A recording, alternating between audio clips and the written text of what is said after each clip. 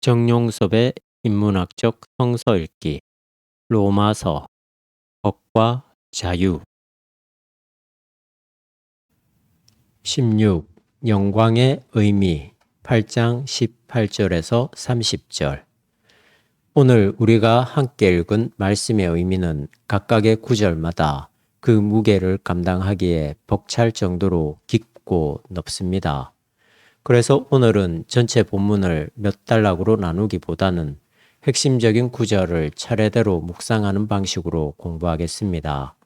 바울은 앞서 17절에서 우리가 그리스도와 함께 고난을 받고 있으니 영광도 그와 함께 받을 것이 아닙니까? 라는 질문으로 기독교인이 누리게 될 영광에 대해서 언급했습니다. 그 영광이 바로 오늘 본문을 관통하고 있습니다. 현대의 삶에서는 유비될 만한 것을 찾아보기 힘든 영광의 실체는 무엇일까요?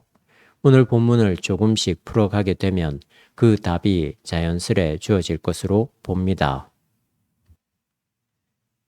영광 18절 말씀을 보십시오. 장차 우리에게 나타날 영광에 비추어 보면 지금 우리가 겪고 있는 고통은 아무것도 아니라고 생각합니다. 성경에는 영광이라는 단어가 자주 쓰이고 있습니다만 그것이 구체적으로 무엇을 의미하는지 파악하는 일은 쉽지 않습니다. 영광이라는 의미의 헬라어 독사는 독일어로 헬리히카이트라고 합니다. 독일어를 직역하면 주 대심입니다. 따라서 영광이라는 단어가 갖는 가장 초보적인 뜻은 주인이 된다는 것입니다. 하나님의 영광이라는 말은 곧 하나님이 주인이 된다는 주님이 된다는 뜻이고 오늘 본문처럼 우리에게 나타날 영광이라는 말은 우리가 거의 주님과 같은 수준의 자리에 서게 된다는 뜻으로 이해될 수 있습니다. 모든 피조물은 하느님의 자녀가 나타나기를 간절히 기다리고 있다. 19절. 모든 피조물은 하느님의 자녀가 나타나기를 간절히 기다리고 있다는 진술은 곧 영광의 때와 직접적으로 연결되어 있습니다. 우리가 명실상부하게 하나님의 자녀가 될 때, 즉 우리가 하나님의 자녀로 드러나게 될 때, 계시될 때 우리가 거의 하나님과 같은 자리에 앉게 된다는 뜻입니다. 물론 이런 일은 종말론적인 시각에서만 가능할 뿐이지 현재는 그것과 전혀 반대되는 삶이 우리에게 주어져 있습니다. 지금은 바울이 말하는 대로 고통을 겪고 있을 뿐입니다. 그러나 비록 현재의 삶이 고통이지만 앞으로 우리에게 임하게 될 영광과 비교한다면 이 고통은 없는 것이나 마찬가지입니다. 여기서 우리에게 나타날 영광이 무엇인지 구체적으로 생각해 봅시다. 앞서 우리가 하나님과 같은 자리에 앉게 되는 것이라고 말했는데 그것이 무엇을 의미할까요? 여기서 우리의 생각이 막히는 이유는 하나님의 자리를 우리가 이해하지 못하기 때문입니다. 그냥 자랑스러운 자리, 높은 자리, 심지어는 남에게 칭찬받는 자리라고 생각할 수는 있겠지만 하나님의 자리가 바로 그것뿐이라고 말할 수는 없습니다. 간혹 가난한 집의 아이가 공부를 잘해서 변호사가 되거나 장군이 되었을 때 그 집안의 영광이라고 말합니다. 그러나 하나님 또는 하나님 나라에서는 누가 높은 자리에 올라가는 따위의 일은 결코 있을 수 없습니다. 성서가 말하는 영광이라는 개념을 이해하려면 다른 사람보다 우월한 지위에 올라가는 것과 연결해서 생각하는 이 세상의 기준을 일단 포기해야만 할 것입니다. 뿐만 아니라 이 영광은 우리가 적극적으로 이해할 수 있는 그 사태를 뛰어넘기 때문에 소극적으로 접근할 수밖에 없습니다. 우리가 하나님 나라를 비유적으로밖에 설명할 수 없는 상황과 비슷합니다. 영광스러운 자유 21절은 이렇습니다. 곧 피조물에게도 멸망의 사슬에서 풀려나서 하느님의 자녀들이 누리는 영광스러운 자유에 참여할 날이 올 것입니다. 영광은 우선 피조물이 멸망의 사슬에서 풀려나는 상태라 할 수 있습니다. 지금 우리의 삶이 멸망의 사슬에 묶여 있다는 것은 누가 보아도 명확한 사실입니다. 잠시 이슬처럼 살다가 흙으로 돌아갑니다. 젊음도 순간이고 재물과 권세도 순간입니다. 더 나아가 국가도 예술도 이데올로기도 순간입니다. 어쩌면 45억 년쯤의 나이를 먹은 태양도 앞으로 그런 정도의 시간이 흐른 다음에 사라진다는 점에서 역시 순간적인 사물에 불과합니다. 아무리 그럴듯하게 보이는 것이라고 하더라도 시간 속에서 사멸당합니다. 따라서 영광은 곧 멸망의 사슬로부터 벗어나는 것이라고 할 수 있습니다. 바울은 피조물들이 이런 멸망의 사슬에서 풀려나서 하나님의 자녀들이 누리는 영광스러운 자유에 참여할 날이 올 것이라고 증언합니다. 이런 점에서 영광은 곧 자유의 세계라고 할 수도 있습니다. 우리가 멸망당한다는 것은 숙명적으로 죽음에 종속되어 있다는 뜻인데 이런 죽음의 종속으로부터 자유로워지는 것이 곧 영광스러운 삶이라고 할 수 있습니다. 저는 여기서 자유에 대한 철학적, 정치적, 사회학적 논의를 전개하지 않고 다만 자유는 곧 영광과 동일한 지평의 사건이기 때문에 인간에 의해서 획득된다기보다는 하나님에 의해서 주어져야만 한다는 사실을 지적하겠습니다. 물론 우리는 경우에 따라서 심리적으로 자유를 경험하기도 합니다. 심지어는 마약에 취해 있을 동안에도 역시 자유의 심리적 상태가 어느 정도까지는 유지됩니다. 그러나 궁극적인 의미에서 인간은 자기 스스로 자유를 생산해낼 수 없습니다. 에릭 브롬이 오래전에 말했듯이 인간은 무엇으로부터의 자유만을 생각하고 추구하지 무엇을 향한 자유에 대해서는 무능력하다고 볼 수 있습니다. 아마 인간에게 임하는 영광이 종말에 주어지듯이 완전한 자유도 역시 종말에나 가능할 것입니다. 높아심으로 한마디 해야겠습니다. 비록 궁극적 자유가 종말론적 사건이라고 하더라도 따라서 우리가 이끌어내려는 자유 형식이 상징의 한계를 갖고 있지만 아직 중간 시기에 살고 있는 우리로서는 자유투쟁을 유보할 수 없습니다. 개인의 실존적 자유만이 아니라 정치, 사회적 자유는 종말 이전의 시간 안에 살고 있는 우리가 획득하고 진작시켜야 할 삶의 리얼리티입니다. 예수님이 곧 하나님의 성육신이듯이 영원과 초월은 현재와 내재로부터 완전히 다른 것이 아니기 때문입니다. 그 다음에는 22절입니다. 우리는 모든 피조물이 오늘날까지 다 함께 신음하며 진통을 겪고 있다는 것을 알고 있습니다. 피조물만이 아니라 성령을 하느님의 첫 선물로 받는 우리 자신도 하느님의 자녀가 되는 날과 우리의 몸이 해방될 날을 고대하면서 속으로 신음하고 있습니다. 영광을 이해하려면 아직 영광에 들어가지 못한 피조물의 현실을 뼈저리게 절감해야만 합니다. 바울이 증언하듯이 사람들의 삶에는 마디마디에 신음과 진통이 자리를 잡고 있습니다. 물론 외면상 즐겁게 사는 모습이 있긴 합니다만 그런 상황은 그야말로 순간입니다. 노래방에 가거나 자녀들이 좋은 직장을 잡거나 심지어는 로또 복권에 당첨되면 잠시 흥분하고 즐거운 듯이 보이지만 그것은 순간입니다.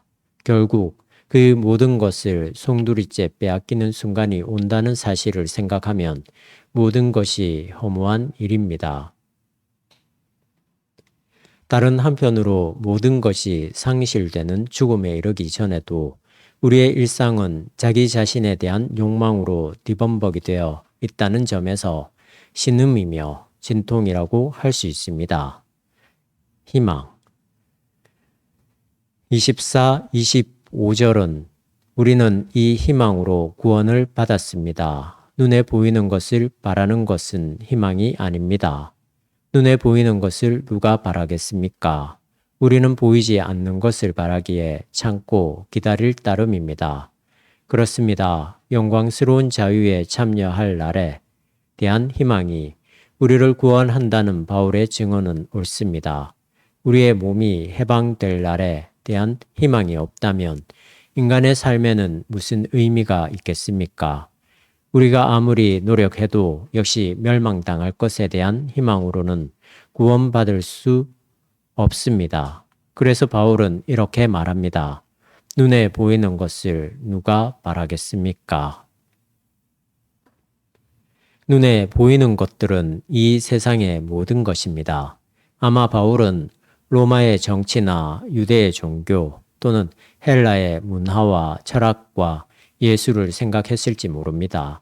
그 모든 인간적 가치들에 우리의 삶을 걸어두기에는 그것들의 토대가 너무나 빈약하다는 사실을 그는 알았습니다.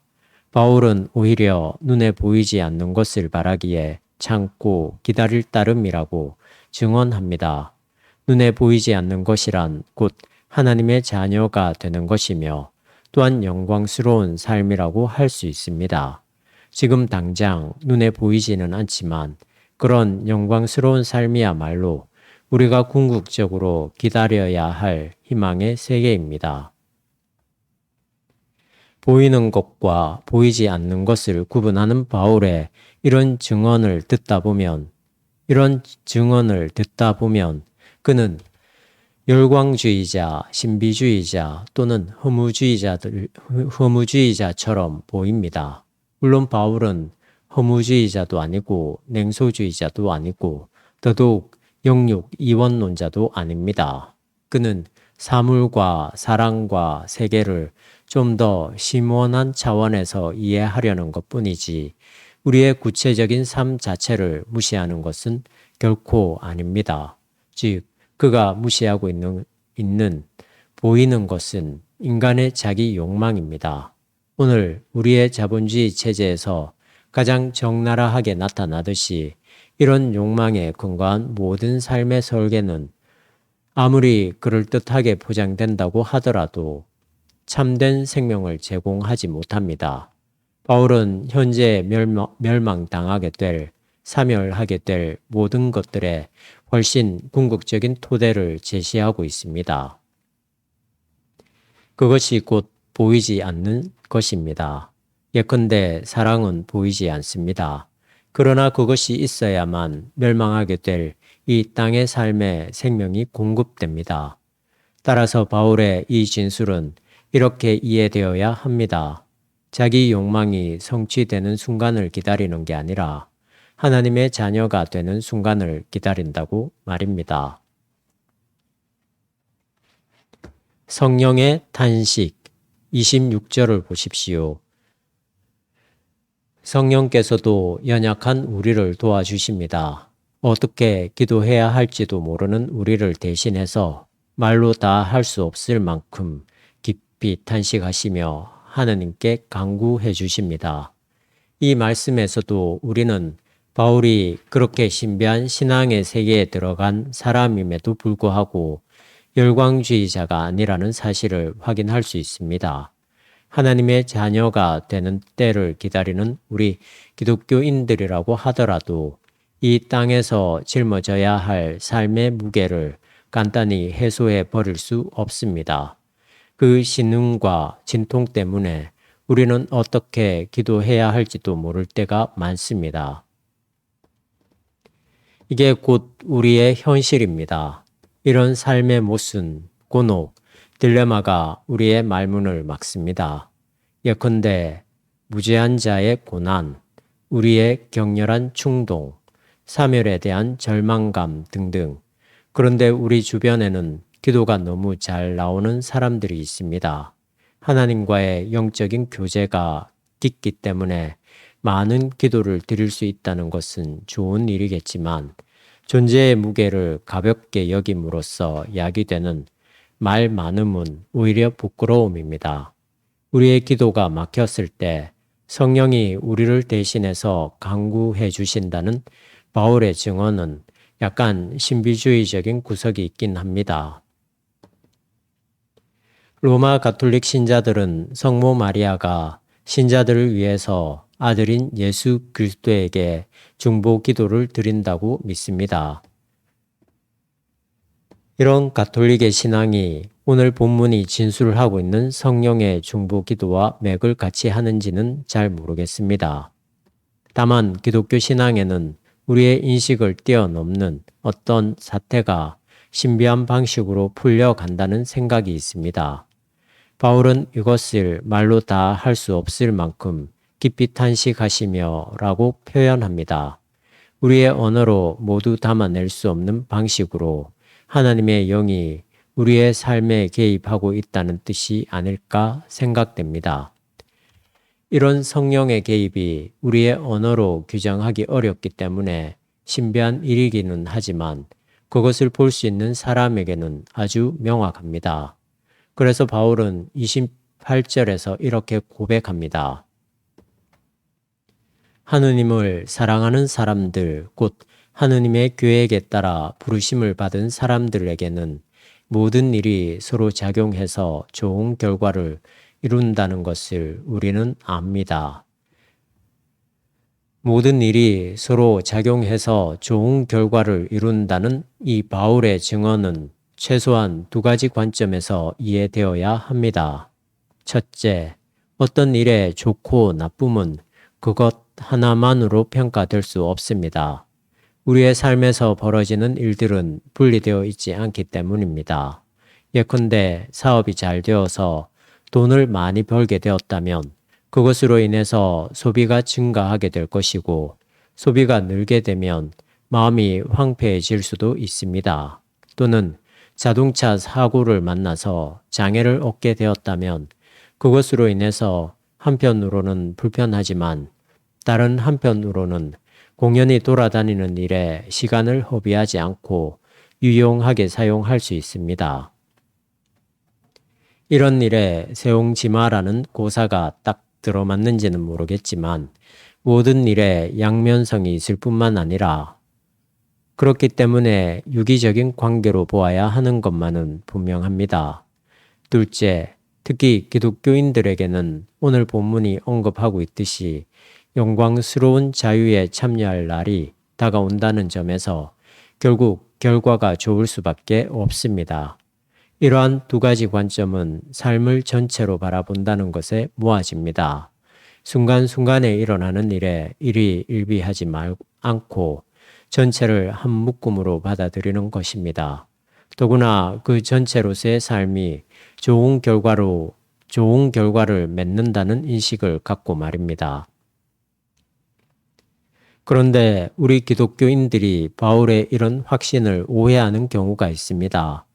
자신이 감당해야 할 이 세상에서의 삶을 회피하기 위해서 이 말씀을 이용하려고 합니다. 모든 게 잘 될 것이라는 막연한 생각 속에서 자신이 감당해야 할 역사적 책임을 모면하려는 것입니다. 이것은 신앙의 편의주의입니다. 사실 바울의 증언과 그것의 왜곡인 편의주의를 구분하기는 간단하지 않습니다. 양측 모두 신앙의 초월을 말하고 있기 때문입니다. 그러나 바울의 경우에는 말 그대로 자기 일을 초월함으로써 인간과 역사의 현실을 감당하는 것이라면 편의주의자들의 경우에는 이 세상을 초월함으로써 자기에게 집중하는 것입니다. 전자는 탈아로서 세계에 들어간다면 후자는 자기 집중을 위해 탈세계화하는 것입니다. 예정 30절은 다음과 같습니다. 하느님께서는 미리 정하신 사람들을 불러주시고 부르신 사람들을 당신과 올바른 관계에 놓아주시고 당신과 올바른 관계를 가진 사람들을 영광스럽게 해주셨습니다. 바울은 29절에서 하나님이 오래전에 택하신 사람들을 당신의 아들과 같은 모습을 갖도록 미리 정했으며 그래서 그리스도가 많은 형제 중에서 맏아들이 되었다고 설명합니다. 이 말을 좀 쉽게 풀어본다면 우리는 이미 하나님의 아들이 되도록 예정되었다는 것입니다. 이 일을 위해서 예수 그리스도는 맏아들이 되었습니다. 즉, 예수님이 하나님에게 순종함으로써 아들이 되었기 때문에 우리도 이제 예수 그리스도를 본받아서 하나님의 아들이 될 수 있다는 말입니다. 여기서 아들이나 맏아들이나 아들이니 맏아들이니 하는 이 표현에 너무 집착할 필요는 없습니다. 아들은 19절에 기록된 하느님의 자녀와 똑같은 의미입니다. 이런 점에서 29절은 19절의 반복입니다. 그런데 바울은 30절에서 우리가 참여하게 될 영광이 진작부터 예정되었다고 증언합니다. 물론 29절에 언급된 하나님의 아들이 되는 것도 예정된 일입니다. 따라서 하나님을 사랑하는 사람들에게는 모든 일들이 서로 작용해서 좋은 결과를 맺는다는 바울의 주장은 논리적입니다. 그런데 이런 엄청난 일들이 미리 정해진 것이라고 한다면 여기서 제외된 사람들은 불평할 것입니다.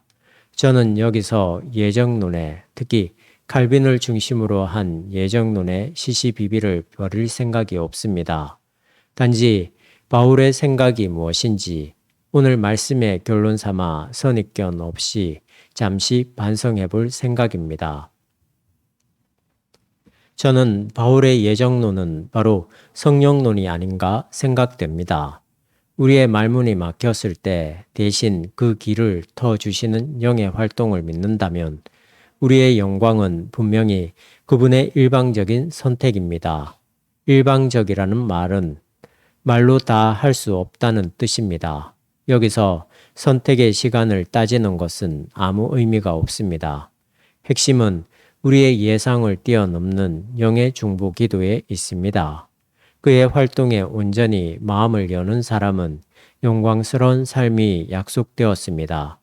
성령의 생각을 아시는 하나님이 그렇게 택하셨습니다.